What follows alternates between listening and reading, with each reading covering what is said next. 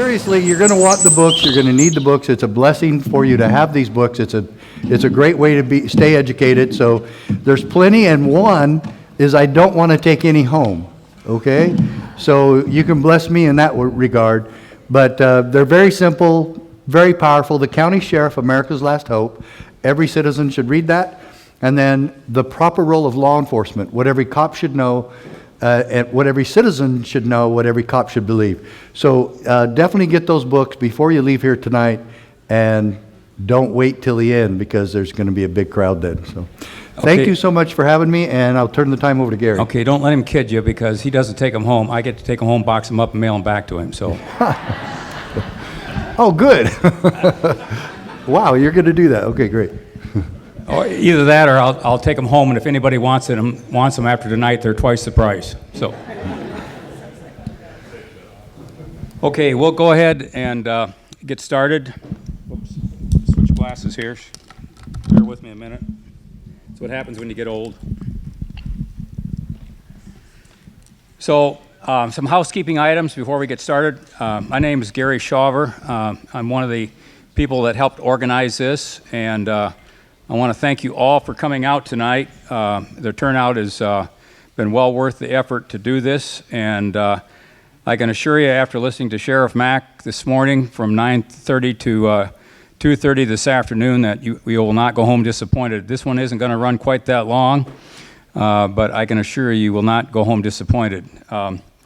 If you do, you shouldn't have come. So he's going to speak about 2 hours tonight and take questions and answers from the audience. And after that, I'm going to have some closing remarks, and I would ask you to patiently stay for those, if you would.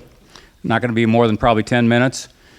I'm not going to, one of the things I will tell you is, and Sheriff Mack already talked to you about his books, but the one book, the County Sheriff, America's Last Hope, is really a great book. And that's really why he's here tonight, because really Sheriff Mack is going to speak about the county sheriff and being America's last hope. And it's sad that our country has come down to that, but I personally believe that this is really the truth. We have some yard signs back there. The guy that's standing up at the table, Dave Burns, came up with that idea from Lawler and asked me what I thought. And I thought it was a great idea, and so he took the time to get them made. They're $15, and Dave doesn't want to take any home tonight, and I don't want to take any home. So we'd like to see these all over Northeast Iowa, and that's a way of showing your support to our sheriffs and showing them, too, that we want them to be constitutional sheriffs. And there's a difference between a county sheriff and a constitutional county sheriff, and you will learn that tonight. Cell phones, if you could, please put them on silent. If you don't know how to put them on silent, give them to your neighbor. So, on restrooms, out and to your right is a men and women's, and the men going to men, and the women's going to women.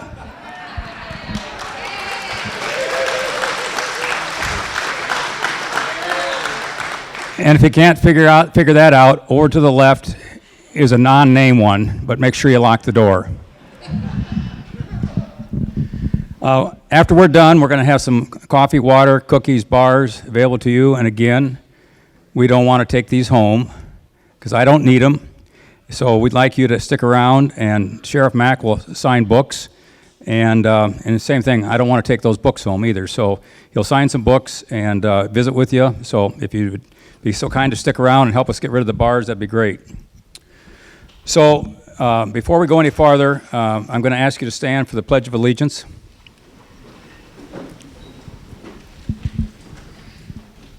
I pledge allegiance to the flag of the United States of America and to the republic for which it stands, one nation, under God, indivisible, with liberty and justice for all.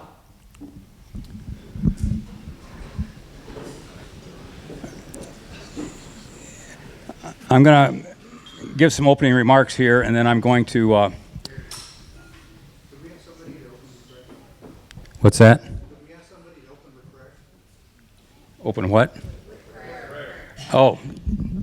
Go ahead, Sheriff Mack. You're really good at it. Yeah. No, Sheriff Mack, trust me, is really good at it. Trust me. Seriously, who would like to volunteer to give the opening prayer? Any volunteers? We don't have a pastor here?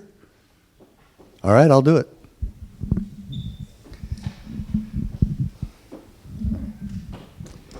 Let's bow our heads in prayer, please.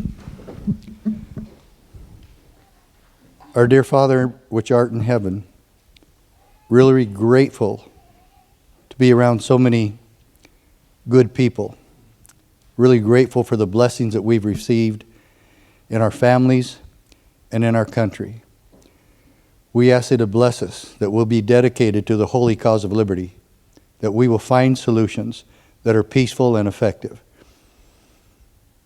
that we will restore America to its proper stewardship, the Constitution that you put here for us.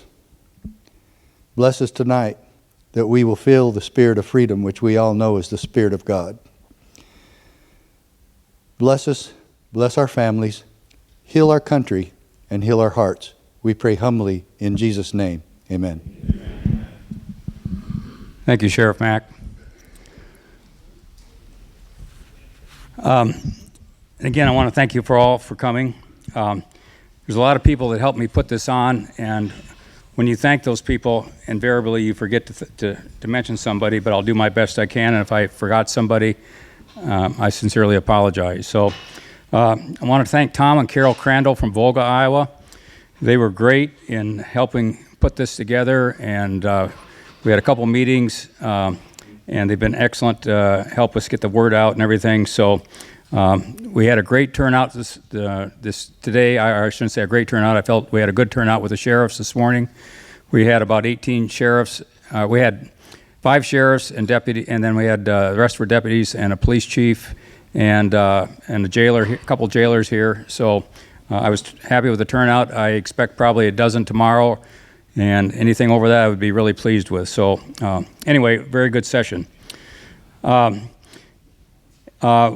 There's a book over there called The David Answer that has been very popular with the sheriffs. I gave out a lot of those to sheriffs. I probably gave out over 70 books to the sheriffs, and they really liked that book.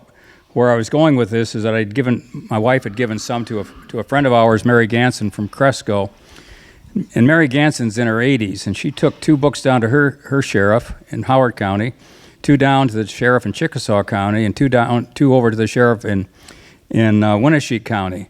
So when I called these sheriffs to talk to them about coming, my job was a whole hell of a lot easier because they'd already started reading the book and were on fire with it.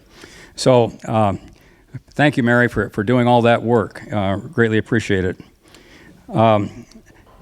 Garrett and Shelley Crandall put together a post for Facebook. I'm not a Facebook person.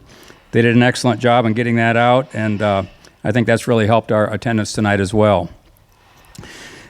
Stan and Jane Preeb from the Raleigh Independence area did a lot of work getting flyers and word out in Buchanan County area and to the Buchanan County Republicans, so greatly appreciate that. Gene Averoff of Alameda County did the same about getting information out up there. He's got a great email list, and he got that out to a lot of people.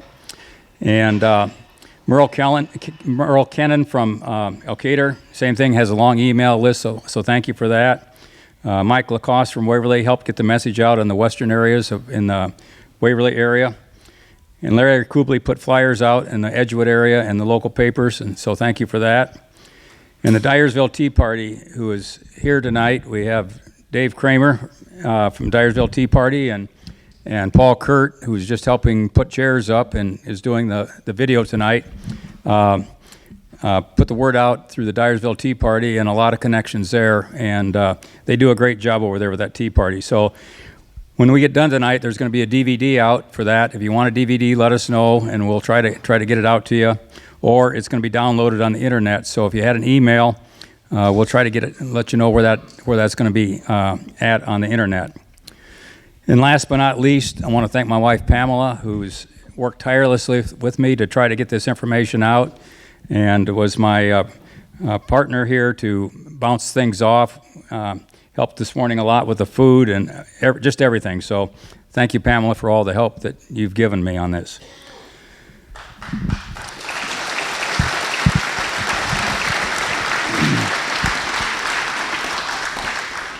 So before we get started with Sheriff Mack, I want to express my concerns about where we're at as a nation. And I believe most of you are here tonight because you have those same concerns, or you wouldn't be here. I believe our nation is in a great state of peril. After the 2020 election, I personally believe that we're not much better than a banana republic. Our election integrity is lost. And additionally, I didn't believe we had fair elections. And regardless if we would have had, there's no fixing D.C. I don't care who we send to D.C., they're not going to fix it. And even if we could control who we sent there, and I think that's in great question now. So I will waste no time or energy personally on any national elections in the future until such time we have the confidence that our electoral process has been restored. And frankly, I don't expect to see that in my lifetime. With the recent plethora of unconstitutional executive orders already in place and the potential for others to be implemented in the very near future under the newly installed administration, along with the failure of the federal government to control the border situation, I perceive the danger to the average citizen is great and that our constitutional rights are being infringed on with only the potential to get worse. In addition, BLM and Antifa are essentially running uncontrolled wherever they deem they want to start an event, and there's no arrest or anything with them. So fortunately, where we live right now, they haven't bothered us, but we can't assume that they're not. During my career, I was always too busy to get involved. I thought I didn't have the time, and the attitude was, what could I affect anyway? Well, I surmise that there's a lot of me's out there in the audience, and together we now have what we wrought because we didn't get involved. A couple weeks ago, ironically, I ran across a statement by Plato, who lived 300 years BC, before Christ. I thought it was very timely and appropriate. And it's that poster right there, and it says, if you do not take an interest in the affairs of your government, then you are doomed to live under the rules of fools. I mean, 2,300 years ago, and here we are today, living under the rules of fools. But before I introduce Sheriff Mack, I want to indulge you to listen to a 4-minute video by Ben Domenech of the Federalist. And it's the same thing. I ran across this about 2 weeks ago, getting ready to prepare remarks and trying to figure out what I wanted to say here. I've never heard of Ben Domenech before. And it's a powerful monologue, and it goes to the heart of where we are as a nation today. Can we turn the lights down? Yeah, can we turn?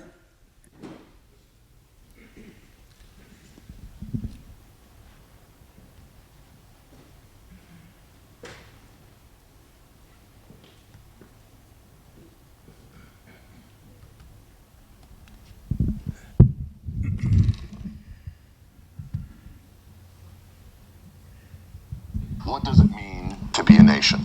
It's a question we have to ask ourselves in a moment when so many people seem open to the possibility of a national divorce.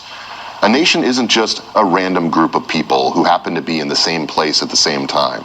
It has laws and borders and values, and it isn't born, it is made. The people who made America in the first place were a group of a little more than 2,000 patriots who crossed an icy Delaware River on Christmas night in 1776. They were down to the end, ravaged by a hard winter, deserted by friends, looking like just one more pathetic colonial rebellion put down by the mightiest empire in the world. And then Thomas Paine published The American Crisis. You'll recognize the opening words. These are the times that try men's souls. The summer soldier and the sunshine patriot will, in this crisis, shrink from the service of his country, but he that stands it now deserves the love and thanks of man and woman. Tyranny, like hell, is not easily conquered. Yet we have this consolation with us, that the harder the conflict, the more glorious the triumph. Within a day, George Washington had the message read aloud to his troops. Within a week, they embarked on one of the most daring raids in military history. And what they did changed the world. I come to you now in the midst of another American crisis, one where we cannot afford to tolerate summer soldiers and sunshine patriots. They like to call themselves happy warriors, but so often the only wars they want to fight are for lower capital gains taxes, tech deregulation, and of course, paying for all those pricey ones overseas. As for the wars here at home, the ones that matter over the very culture of the nation, when it comes to those, they fade away. They'll leave those to you, the people. The crisis we face today goes to the heart of what kind of nation we will be. As in 1776, it is a question of who rules. Is it the globalist tech oligarchs, Hollywood executives beholden to China, the race radicals who dominate our universities, a fundamentally anti-American media, the frail, feeble politicians, and the Marxist children of the left? Or is it us, the American people, a great people, a free people, who above all care not for money or power, but for the nation we love? In 1842, an aged veteran of the American Revolution named Levi Preston was asked why he fought. Was it the Stamp Act, the tax on tea, the philosophical principles? He replied, "Young man, what we meant in going for those redcoats was this: we always had governed ourselves, and we always meant to. They didn't mean we should." The same challenge faces us today.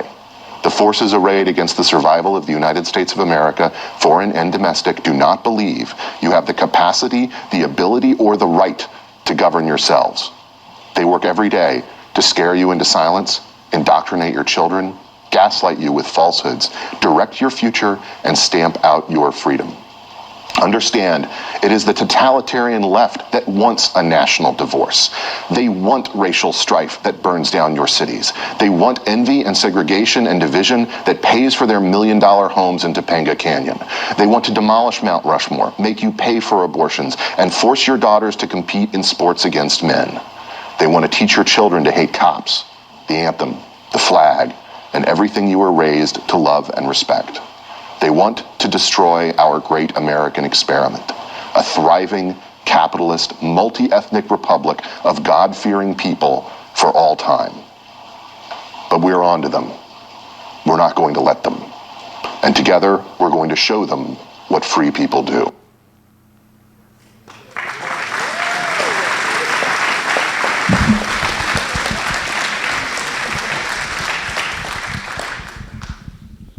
So there's no coincidence, no coincidences when these things popped up between the Plato quote and Ben Domenech. They were meant to be at this point in time. Thank you, turning lights on. So I'm going to introduce Sheriff Mack. For those of you who don't know him, I'm going to give you a brief overview of his history from the time he was a county sheriff on. He spent a lot of time in law enforcement before he was a county sheriff. And he was a county sheriff in Graham County, Texas, in the 1990s. Arizona. I'm sorry, Arizona. Been a long day. Arizona, and when he was sheriff, the Brady Bill passed the U.S. Congress. The Brady Bill was named after James Brady, who was the second person to be shot on the Reagan assassination. And part of that Brady Bill required that the county sheriffs throughout America help the feds enforce the Brady Bill. And Sheriff Mack knew that was unconstitutional. He had studied the Constitution, he knew it, and he knew it was illegal. And so he, along with 6 other sheriffs, filed suit against the Clinton administration.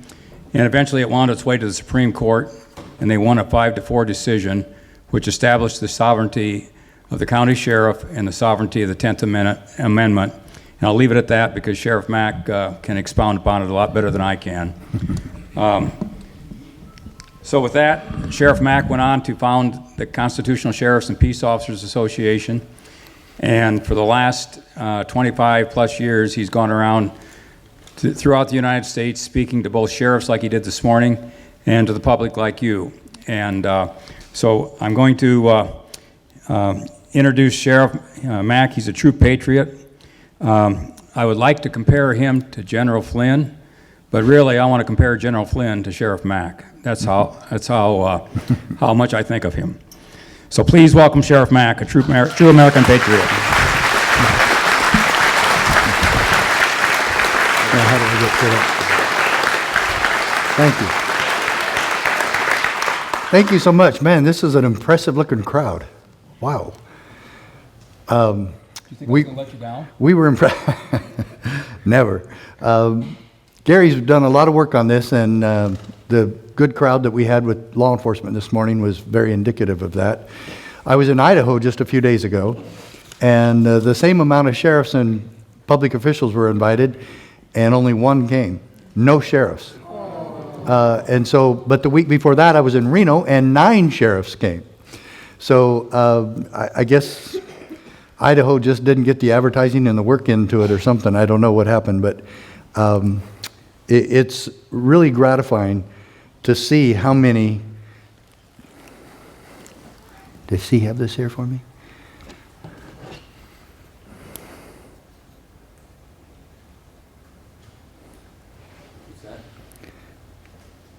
This needs to be in that somewhere, or I need, that's the presentation there. I don't know what that other one is. Oh, I know what it is. It's a remote. Sorry about that.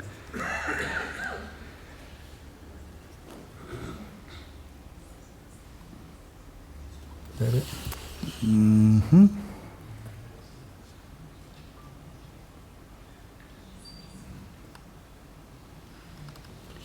Just touch this. And- Just here. There you go.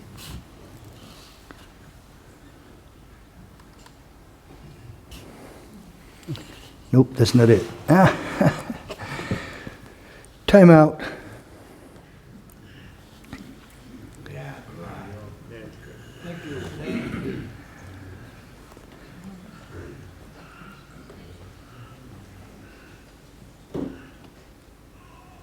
Documents. Presentation. Yeah, there we go. Thank you. Which one? And the Which one? Constitution 16, 2016. Here we go. You just have to touch that. Yeah, okay. Okay, I think I got it.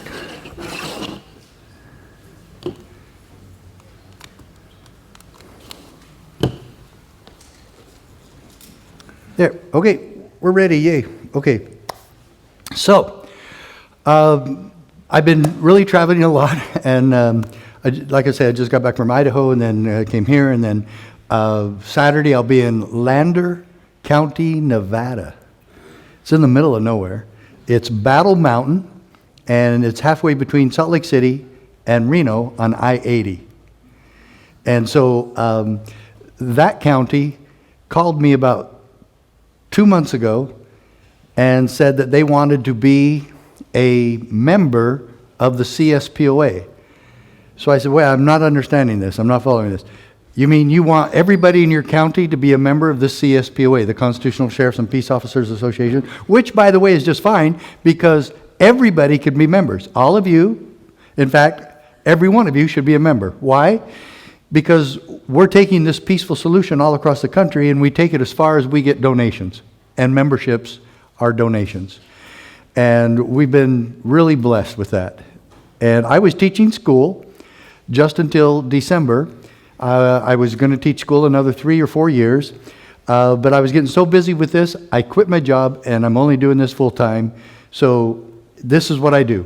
This is what I've been called to do, this is what I'm supposed to do, and this is what I'm doing. And as far as peaceful and effective solutions go,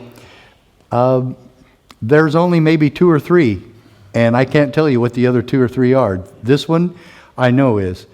I've seen the evidence, I've seen the proof of a sheriff standing against tyranny, and every time a sheriff does that, he wins. Every single time. I can't guarantee that in the future, but what we've done in the past is any indication, then it looks pretty darn good. And the sheriff can do 2 things. He can stop federal agents and state agents who are trying to abuse you and victimize you. And he can also make Washington, D.C. irrelevant to you. He simply does not allow them in. So, I'm going to show you amazing things. Oh, by the way, is anybody here that came this morning? Any peace officers or sheriffs? They were invited, but they said, is it going to be pretty much the same? And I said, yeah, except there's going to be a bunch of people. And so, okay, that's great. So why do you need to know basically the same stuff I gave them? Because you are their boss, and you need to know what they're supposed to be doing, and you need to know what they're supposed to know.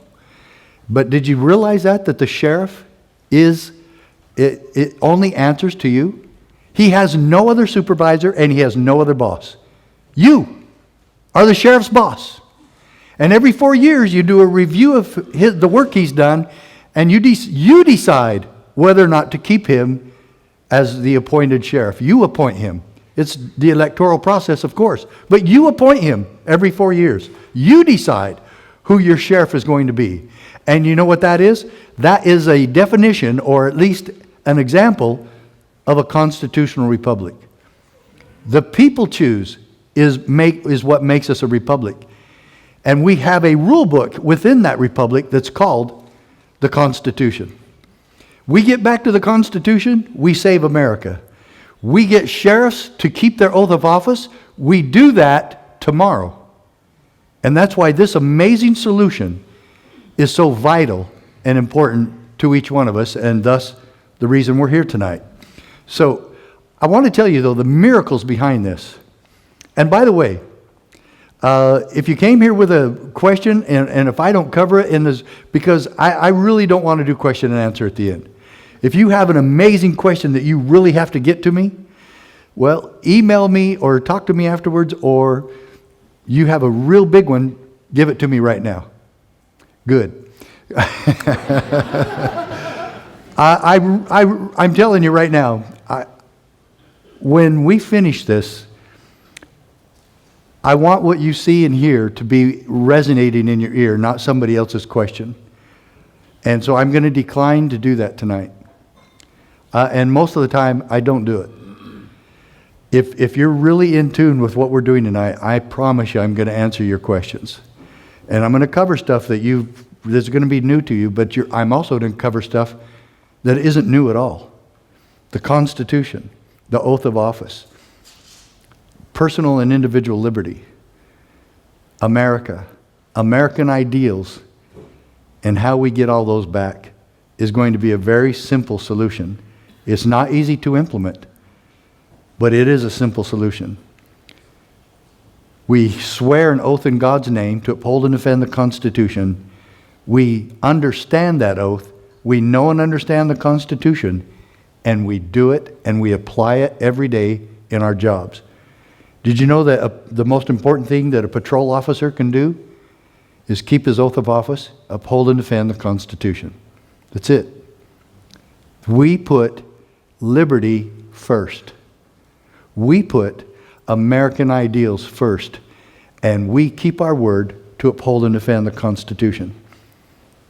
There you go. That's the solution, and it's peaceful, and it's effective. We're going to cover that tonight. So, yeah, they brought me ice water, all right? So, the miracles that have happened in my life that brought all this together are so numerous we could spend the entire evening talking about that. It's nothing that I did, because all of us know where miracles come from. I didn't do it. I mean, I wrote a book. It's kind of funny. I wrote the book, Are You a David? And I didn't even bring any tonight. I thought I sent them out, and I didn't. But they have the book that was plagiarized by me, or about me, because now the new book is The David Answer. So, Are You a David? And then they have the David Answer. I love being plagiarized. It's the greatest form of flattery that there ever was. And I really like the people who wrote it, the friends of Medjugorje. And I've been out to Caritas several times, as Gary and his wife will know. And I want to thank Gary and Pam for all the work that they did to put all this together. It's amazing. They've been absolutely fantastic. But I want to thank all of you again for being here. We're going to have an amazing night. And I'm going to share one miracle with you. First, how I even ran for sheriff was a miracle. I wasn't even thinking about that. I didn't want to do it. And my wife's parents just kept calling us and saying, you got to move home and run for sheriff. And both my wife and I, for the first time, agreed that her parents were crazy. It's the first time. Okay? And so, as it progressed, my wife and I told my wife, and I said, we just got to sit down one night before we went to bed. I said, let's write all the pros and cons. Why we're not moving home and running for sheriff. Okay? And so we wrote all those down and sent them to him, and it meant nothing, especially her mom. She doesn't ever take no for an answer. She doesn't understand the word. It's out of her vocabulary. And so we really put it out of our minds. We're not doing it. Okay? And one day, and this is in Provo, Utah, where I was a cop. This book, that picture is when I was a cop in Provo. Yes, that's 35 years ago. And the proper role of law enforcement. And I put some things I put my own personal conversion story in here. Not to the gospel, but to the Constitution. I was a rookie cop, and I started studying the Constitution because of all the things I saw in government just really bothered me. And so I said, well, I'm gonna start studying my oath of office and the Constitution, and I did. And I didn't have one of these pocket-sized constitutions. I got the World Book Encyclopedia, and great big old book, and I put it in my patrol car, and I studied it and studied it and studied it. And I was totally converted to the Constitution. And so one day I was a detective at the time, and I specialized in crimes against children. And it was a horrible job in a lot of ways because I saw these things that happen to children from their own family and parents sometimes. It was just, it was horrible. And in fact, I love telling police stories, but I don't ever talk about those. And in fact, I want to get those out of my mind a lot of times. And so I went somewhere in uniform, and I don't know where it was. It must have been a parade or something. I had to be in uniform. And I got home, and I was looking at my wife, and I could tell something was on her mind, and something just hit me. And I turned to my wife, and I said, I'm never going to wear this uniform again. She goes, I know, that's what I was just thinking. And 3 weeks later, we moved home and ran for sheriff. And I don't know, neither one of my wife can tell you really why that happened. We didn't want to do it. And I just picked up my family, took leave from Provo, and put my kids in school in Arizona, and where I was raised as a boy, and my wife was raised there. Both our parents lived there. My dad was an FBI agent there. And we ran for sheriff. I hadn't even lived there for 12 years. I'd never worked as a peace officer in the state of Arizona or in my county. And I walked in town and worked my tail off. The whole family did, especially my wife. And I was elected, barely. And then 4 years later, 1992, I was reelected. And my wife and I would talk sometimes about why this miracle of being sheriff? Nothing's happened. What was the miracle for? So I could help old ladies across the street, or so I could handle the DUIs, or I could what? I didn't see it. And then I went to this meeting in Phoenix with the Sheriff's Association, and there's only 15 counties in Arizona. It's the 6th largest state, but there's only 15 counties. And my county was the fourth smallest, but we had them this meeting. There's only 13 sheriffs there, 2 didn't show, and there's 3 agents there of the BATF. Everybody know what that is? Bureau of Alcohol, Tobacco, and Firearms. They're federal agents that oversee gun licensures and gun ownership, and they're basically tracing all our guns. Okay, and they were there, and they handed us a document that detailed our marching orders as to what we had to do to comply with the Brady Bill. And all the sheriffs are just looking at each other, and you can hear all this murmuring and cussing, and it's really it's getting bad. And these 3 agents of the BATF are kind of like getting, okay, why is everybody mad at us? And so I told the agents, I said, you 3 guys know that we don't work for you, right? They go, well, that's kind of changed now because Congress passed a law. And I said, I don't care if Congress passes 500 laws. We don't work for you. Okay? You can't pass a law of something you have no authority to pass a law on in the first place. We don't work for you. And they just kind of shrugged, and they said, well, we've done our job. These are your marching orders. Okay, see ya. And every sheriff was so against it and really mad because in the Brady Bill itself, it it has a threat to arrest the sheriffs if we fail to comply. So if we say no to the feds, we can get a year in prison, a $10,000 fine, or both. And I'll show you that threat as we go along with this. I'll actually show you the threat so people don't think I make these things up. As a matter of fact, there's going to be very few times while we're together tonight that I will give you my opinions. This isn't my opinion. I didn't travel all this way to bore you with a bunch of opinions. I brought you the evidence that what my thesis is, that the sheriffs can do this. And I was just talking to Sheriff Tom Hodgson in Massachusetts about a month ago. We were talking about all the horrible things at the border, all the horrible things going on, all of the gun control, everything else. He said, Sheriff, and he knows I knew this because he's been to our conferences before. He said, it's really amazing. The sheriffs of this country can stop all of it. And he told the absolute truth. It's true. They can, we can, and we must. Because I see no other way to do it without violence. And I don't want to go there. I won't. I refuse. In fact, as Christians and as Americans, we have an obligation to exhaust all peaceful means that we can to make sure that does not happen. And as Thomas Paine said, we fight now so that our children won't have to later. We can keep this a peaceful revolution. We can and we must. So,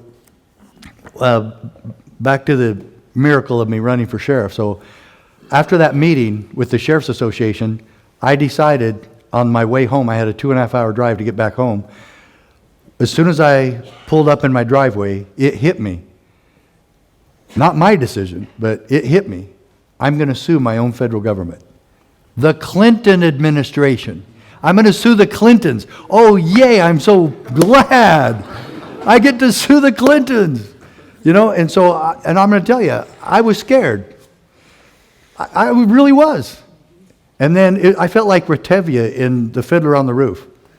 I know we're the chosen people, but why can't you choose somebody else some of the time?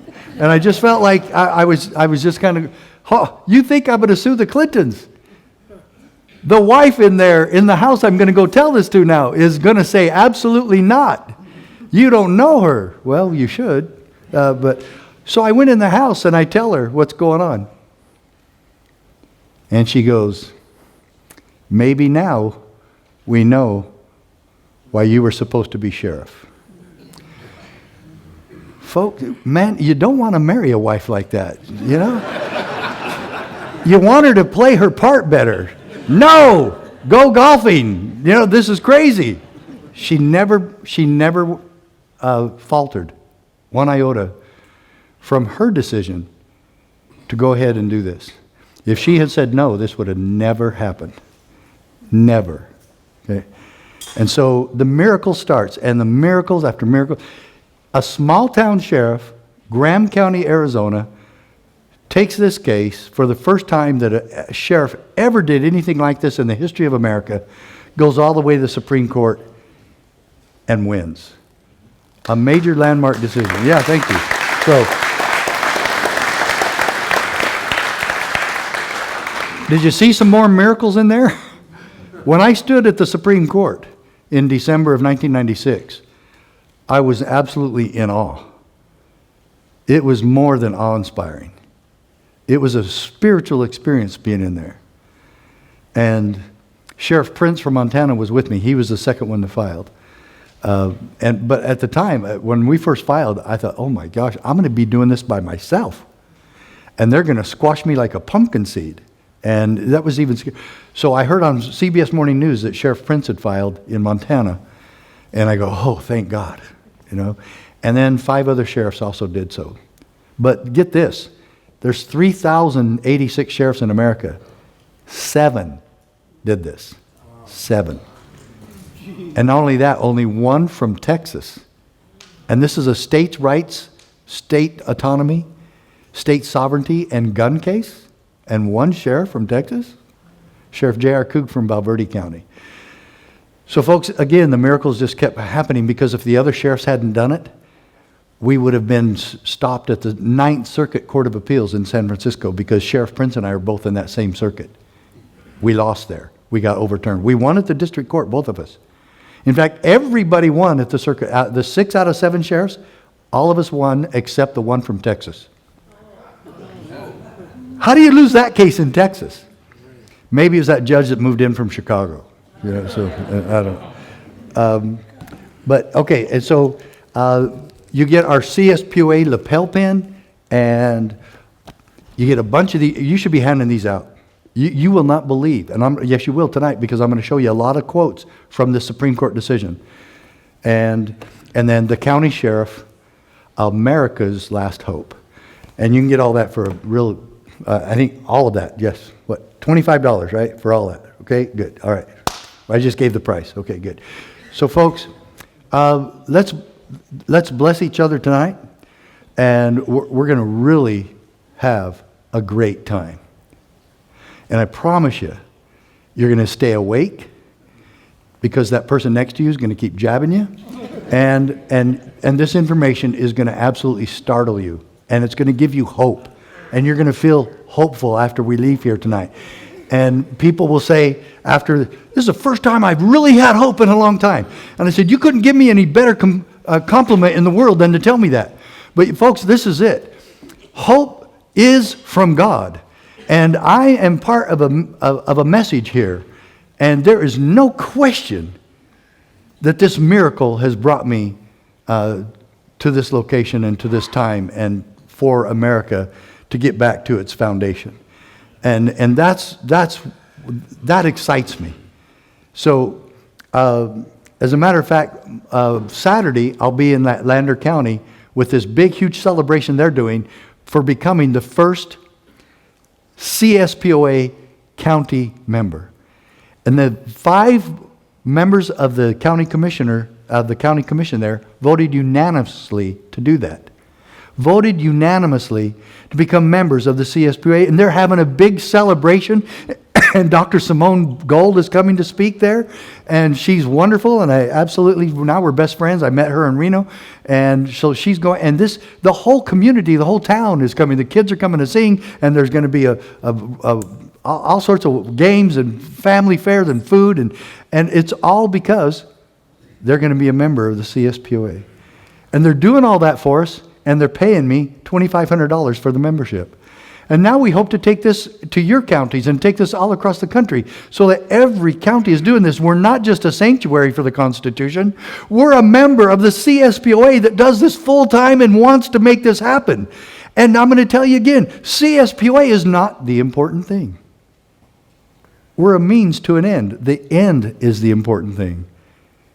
Restoring our Constitution as the supreme law of the land is the goal here. Thus, restoring liberty to each of us. Now, we've all been through a horrible past 16 months, haven't we? Yeah. It's been absolutely horrible. And on December 8th, I got COVID, and I got it really, really bad. So I'm not doubting that virus exists. What I doubt and what I don't believe is everything they told us about it. And then what I doubted even more is that any public official had any authority to tell us how to have Thanksgiving, tell us to stay home from church, and arrest ministers and people going to church, arrest us for not wearing a mask, and stop us from going to school anymore. The destruction of liberty that happened during the past 15, 16 months has been totally and completely evil and unconstitutional.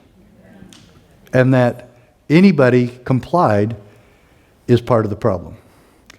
And I will tell you, I still comply when I go on airplanes, because you either have that stupid mask on or you don't fly. However, most of the time I could just keep it over my mouth and still breathe freely out of my nose. They're kind of getting wise to me on that.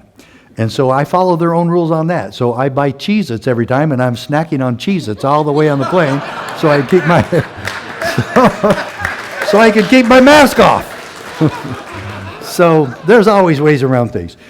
But the principle of the thing is, we shouldn't have been doing it at all, and this should not have happened. And so the question I want to ask the people of the civil rights movement Martin Luther King's followers and his staunch supporters of the 1960s, if this had happened, that finally somebody, the public officials, the president, governors, and other people in public service would have said this to Martin Luther King and his followers.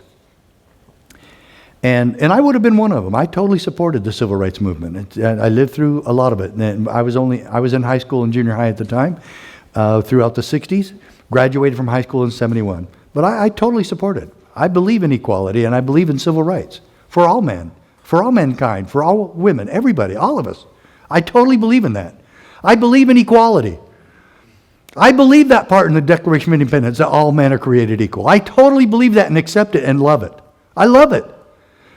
So if public officials, the president included especially, had gone to Martin Luther King and his followers and said, we're going to do everything in our power to make sure your God-given freedoms are protected and secured. We're going to guarantee your civil rights. We're going to make sure that we don't go backward on that, and that Jim Crow laws are gone, and we will make sure that your rights are protected, secured, and defended. And we are not going to backpedal on that. Time out. Unless there's a crisis or an emergency or a pandemic, then we're going to suspend it all, and you'll just have to trust us, and we'll give it back to you when the pandemic's over. Yeah. How many of them would have accepted that? How many of them, oh yes, that's what we want. Sure, we'll join. Yes, do that to us. Everything that we have fought for the last 150 years, you can just control by your whims. Who would have accepted that? And why are we doing it now then? Why are we accepting any of that? And as a matter of fact, some of those staunch Martin Luther King followers are the ones supporting this sort of thing. And I can't believe that they could do such a thing. Freedom is too precious to throw around like that. And I'm not ever going to go along with this. Okay? We must stand, and the sheriffs can stop all of this, and they should be making sure that no other businesses are arresting people for trespass for not wearing a mask. That's ridiculous. And the sheriff, Sheriff Chronister in Florida actually arrested Pastor Rodney Howard Brown for having church. And then he held a press conference and bragged about it. He held a press conference for talking about charging a man with 2 minor misdemeanors. Since when do we hold press conferences for that? Ridiculous. This whole thing has been so backwards and unconstitutional, un-American, and a foundation for a what? A complete dictatorship and communist takeover of America. And these self-appointed dictators have no authority to do anything that they did. None. No authority whatsoever. And boy, when they scare us, we just fall in line, don't we? And fear-mongering is the best way to get people motivated to do anything. And so, how many lies did we hear all about this all the time, you know? And I remember watching a press conference with Fauci about 10 months ago, maybe a little bit longer. Because somebody in the press said, well, Dr. Fauci, how about when will we possibly have a vaccine? Anybody else hear that? I was really interested in it. His answer was, it would take at least 2 years and more like 2 to 10 years to get that. And he says there's no way you could have it possibly any sooner than 2 years because it has to be properly tested. My dear friends, has it been properly tested? No. You are its proper test. Anybody going to get it, you are testing it for them. You are the guinea pig. And I'll tell you what, if they had offered me that vaccine when I was sick and I felt like I was on my deathbed, I would have never taken it then. Never. As a matter of fact, my nephew is a nurse at a COVID unit in Phoenix. He came by and I think helped save my life because he gave me an IV because I couldn't keep anything down. I was so sick. I mean, so sick. I've never been that sick. And then he said, Uncle, whatever you do, don't go to the hospital. I said, I'm already not. My wife and I have already talked about it. Aunt Dawn and I have already talked about it. He said, I'm not going. He says, you won't come out. Right. Don't go. And he's not even a right-wing nut like I am. He's not at all, you know. So, all right. So this is what I want you to see. I'm going to show you a lot of things here that will show you the evidence that what I'm talking about. I will show you the proof, okay? Again, not my opinion, okay? I'm going to show you so you know, and you can hopefully take a lot of this home with you so that you can keep this with you, give it to other people, especially these Supreme Court decisions. This is a highlighted version of all the Supreme Court main stuff in this case. It is amazing. This is a miracle. How many miracles did I mention to you earlier? 5? This is the big one. Absolutely miraculous. The most powerful 10th Amendment decision in the history of America. Right here. What I did is I looked at the decision and went through all the stuff, put the highlights, the best stuff in this little thing you can read in 10 minutes. Or you can go online and read the whole case and study it out like I did for several days. So it's really a long one. Okay? So, right here, I want you to know and understand. Wow, you finally get to see me right there, didn't you? Okay, you're going to see what we're really after at the CSPOA. This clip is the sound working on this? I guess I'll find out. The YouTube video. No, it isn't. Go ahead. You play it. You're going to put that on it? Let's see how that goes. Going viral, posted on the internet by 2 activists who brought a camera into the Albany International Airport while they passed out flyers. Now, it led to a heated dispute over First Amendment rights. Beth Wortman has our top story. Beth? Hi, Benita. Well, as you'll see in the video clip, an airport spokesman tries to stop these activists from their mission, but a sheriff's deputy steps in to settle the confrontation and the right to free speech. So, hey everyone, this is Ashley Jessica. I am here at Albany International Airport. The young woman is standing outside the security checkpoint at the airport, telling the camera that she's there to hand out flyers to travelers, reminding them of their right to opt out of getting the body scan, which she claims carries health risks. Okay. It's on your website. Hold on. First of all, turn this off right away. Airport spokesman Doug Myers tells the crew to stop videotaping and to go downstairs, which they agree to do, and they are confronted again. Do you have $1 million insurance policy here? You're violating the airport authority guidelines. You haven't paid. That doesn't matter to us at all, okay? So you the can check TSA that out. doesn't matter? No, you're in our airport. But as the tension builds, Sheriff's Deputy Stan Lennox steps in, separating the two parties, then lays down the law. Obviously, this is your constitutional right, okay? As far as we're concerned, you're not breaking any laws, okay? That's what we want to get across to you guys. What? Who is he? What is he, judge? This is exactly what we want from every deputy and patrol officer in the United States. That he knows and understands what is the constitutional rights of these people who are passing out flyers in an airport.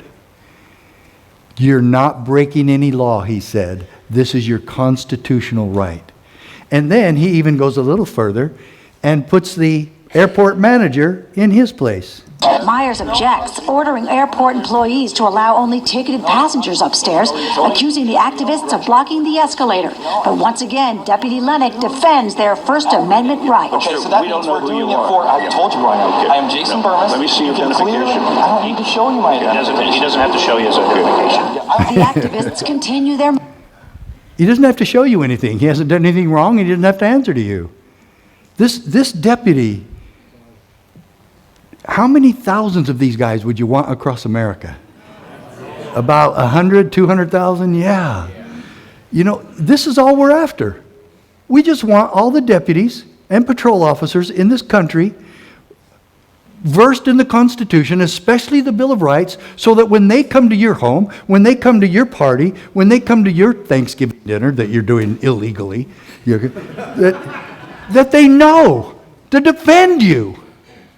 And they understand that you're American citizens simply exercising your rights that were guaranteed to you when you were born. And this is the type of constitutional officer that we want to create all over. So when I found out about Deputy Lennox, we invited him to our 2013, that's how long ago this was, 2013 CSPOA convention. The year that Sheriff Clark from Wisconsin was our CSPOA Constitutional Sheriff of the Year. Well, Lennox was our Constitutional Deputy Sheriff of the Decade. Because this doesn't happen very often, and we really wanted to make a big deal out of it. And I really loved his supervisors who said, yeah, told him to, yeah, go get your plaque from the CSPOA. So, folks, do you see a solution there brewing? This is exactly what we're talking about. How bad could that have situation gone the other way? And these people get slammed to the hard floor and then get charged with resisting arrest, disorderly conduct, and so many other charges, that would be just absolutely ridiculous. Or we can do the de-escalation by using the Constitution and a constitutional officer. Do you see the de-escalation here? Nothing happened, except the rights of the people were defended by a person who swore an oath to do just that, and he actually did it. Boy, don't you love it when everything works? Now imagine sheriffs all across the country doing exactly that and training their deputies to do that.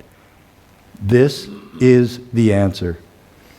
Now we also go to exactly what the answer is not. Wait. Hello? Nope. Why is that doing that? Oh, wait. That's because that's out. There we go. Now to a News 10 exclusive. A Stockton man wants an apology tonight for a wake-up call he should have never received. It is a story you'll only see on News 10. Lee Painter tells us why police and federal agents knocked down his door. This is what they did to my door. At 6 this morning, a SWAT team surprised Kenneth Wright at his front door. In my underwear. Before I get to the door, I hear him say, "Hit it." And I get ready to hit the door, and they hit the door. They almost hit me. So I said, "Hold on." They hit it again. I said, "Hold on." But the SWAT team busted in, taking Wright. They come grab me by my neck and drag me out my house to right there in the grass. Thrown to the ground and handcuffed, law enforcement then searched his house. And they put me in the backseat of a police car for over 6 hours. From 6 o'clock to 12:30, they had me handcuffed in the back of a police car with nothing on but my ripped up underwear that they ripped in the yard. Wright says they also woke his 3 children, holding them for 2 hours. But they failed to find their quarry, Wright's estranged wife. Wright later complained to Stockton's mayor and police, but the city pointed to the U.S. Department of Education. They say you owe a student loan. Yeah, you got to watch that student loan stuff. It was a SWAT team from the U.S. Department of Education. And guess who it was from? Eric Holder and Barack Obama. They're the ones doing this. Okay? Quite astonishing. And so she goes on and she says, well, the Solicitor General said, no, it wasn't, but we can't talk about the case because it's still ongoing. Well, it had nothing to do with him. It was his estranged wife who didn't even live there, and they weren't married when she got the student loan in the first place. So why is it his problem? It's not. And so I started checking on this to see if the Solicitor General was lying about whether or not they were doing this all over the country. Found out they did the same thing to a black man in Houston, and they had 1,500 such warrants to serve in the Houston area. And this was Stockton, California. I don't know, I never learned how many they had in California, but I would imagine it was about the same. But they had 1,500 to still serve then. You know, have any of you ever won a lawsuit against a neighbor or somebody messed up your car and you sued them?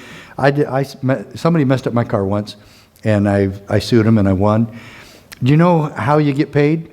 Well, it's really hard sometimes. But because you win, but they don't pay, and they move around or they leave the country, and you never get paid. Wouldn't it be great to have your own SWAT team? To be able to go and collect like that? This is a civil matter. This is on a loan from the government for school, for heaven's sakes. They're even giving it all back to them now. But here they're serving a warrant with a no-knock warrant. A no-knock felony warrant. And she doesn't even live there anymore. Who they were after. Oh my God. You see, and Stockton PD went with him and supported him and said, oh yeah, everything, fine. No. If a sheriff really knows his job, he's going to look at that warrant before they even get there, and he's going to go, what? You guys are serving a warrant on a student loan? Not in my county, you're not. Get out of here. You know, you want to take him to court, go take her to court. But that's a civil matter. It's not a criminal matter, and it certainly isn't going to be happening in my county where you're busting in doors with a felony search warrant for the Department of Education. God, come on. Okay, so there's two types of laws, right? I bet everybody in here will agree with this quote, okay? And you could guess who said this, okay? And no, it wasn't me. There are two types of laws, just and unjust. I would be the first to advocate obeying just laws. One has not only a legal but a moral responsibility to obey just laws. Conversely, one has a moral responsibility to disobey unjust laws. Makes sense to everybody, right? Yeah, I agree with that.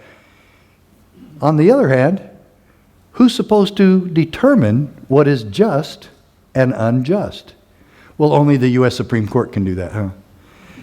Well, take it from me. I found out how many court cases the Supreme Court actually takes every year. They take about 1% of all the cases that go across their desk. 1%. Let's say it's 10. Let's say it's 10%, which it's not. Let's say it's 10. That means 90% of the cases will never go there. And that means the abuse just keeps on going. Can we really get every abusive situation and statute and act and bill to the Supreme Court in time to save us all? No, we can't. In fact, they refuse to hear a lot of them. So what does that do? That still puts it back on your sheriff and your local officials.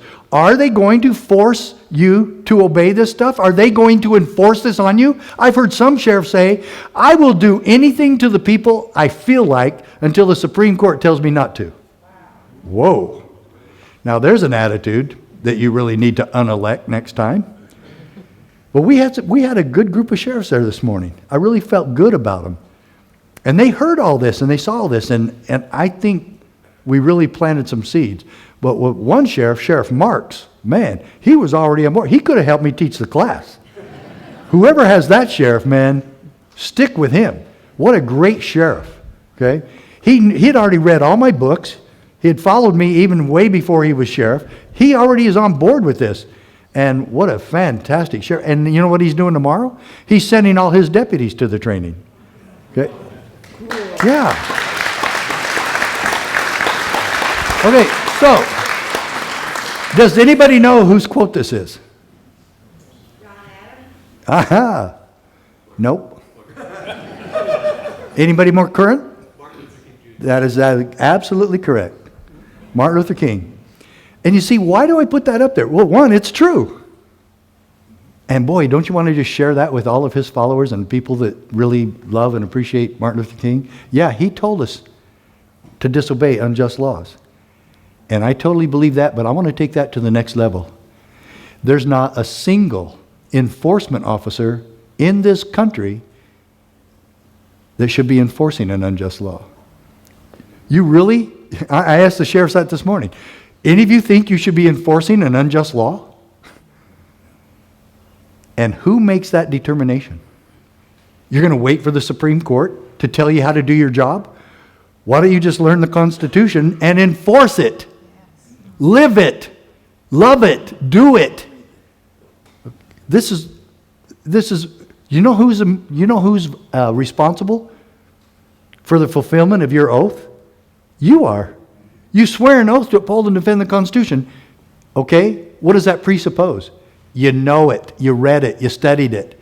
Especially the Bill of Rights. So this morning, what did we do? We went over the Bill of Rights with a fine-tooth comb. There's only 10 of them. Yet, how many principles of freedom are mentioned in the Bill of Rights? It's not 10, is it? There's 5 in number 1. Right? Okay, that's real easy to remember. Freedom of religion, freedom of speech, freedom of the press. The right to peaceably assemble, and the right to petition government for a redress of grievances. Try that sometime, see how far it gets you. Yeah, it won't, okay? So, there's 28, depending on what you interpret here and there, because like in number 8, it mentions 4, no excessive fines or bail. So is that 2 or is that just 1? And then it says no cruel and unusual punishment. So is cruel and unusual the same thing? So that's one. So seriously, when you look all through them, there could be 27, 28, maybe 29. 30 at the very most. Principles in the Bill of Rights. What is the purpose? What was the purpose? What was the intent of the Founding Fathers in developing the Bill of Rights? Did you know that the Bill of Rights came 2 years later? After the Constitution. After they spent this arduous, hot, humid summer in Independence Hall in Philadelphia, blood, sweat, and tears and compromises that totally saved a bicameral Congress with a House of Representatives and a United States Senate. That compromise saved the entire Constitution. So both sides of the small states and the big states all were appeased. And what a great compromise. And James Madison was considered the father of the Constitution. And then 2 years later, some of the more radical founding fathers came to him and said, what are we doing here? What happened? We missed something. We forgot to do something, James. And Madison gets mad. He's not, what? You guys, this was so inspired. We prayed every day and we loved it, and the compromise. And he said, Patrick Henry and John Hancock and Samuel Adams were the main ones who were telling this to Madison. We didn't do a Declaration of Rights. And Madison goes, you're right, we have to go back. And Madison called everybody back. And they went back to the Constitutional Convention in Independence Hall. And you know how many they came up with? If we had to come up with it today, if we had to come up with a Bill of Rights, I mean, I know we'd still have the Second Amendment and we'd still have freedom of religion. How many others would we come up with today? Maybe 8,000. No math, no math. Well, the Founding Fathers came up with 189. You know, you can imagine all the abuses that they suffered during this whole horrible reign of King George III. We would probably do the same, but they dwindled them down to 12. There was a lot of duplication, and they dwindled them down to 12.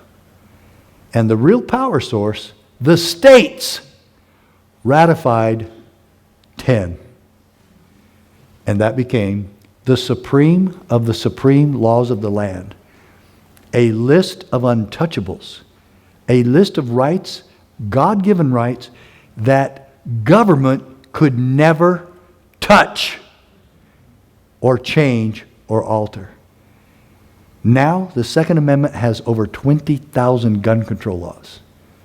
Over 20,000. And they want more, and they want to come confiscate your horrible, evil-looking AR-15s and AK-47s and blah, blah. Oh, they're awful looking. And they're going to try to fearmonger again to come and get those from you. And you know what? There's not enough federal agents to come and get them, is there? So they're going to have to ask local help, aren't they? And that's where it stops. So far we have over 300 sheriffs that have written letters to Biden telling them, don't come do that in their county. We need about 1,000 more, and then we're going to get somewhere.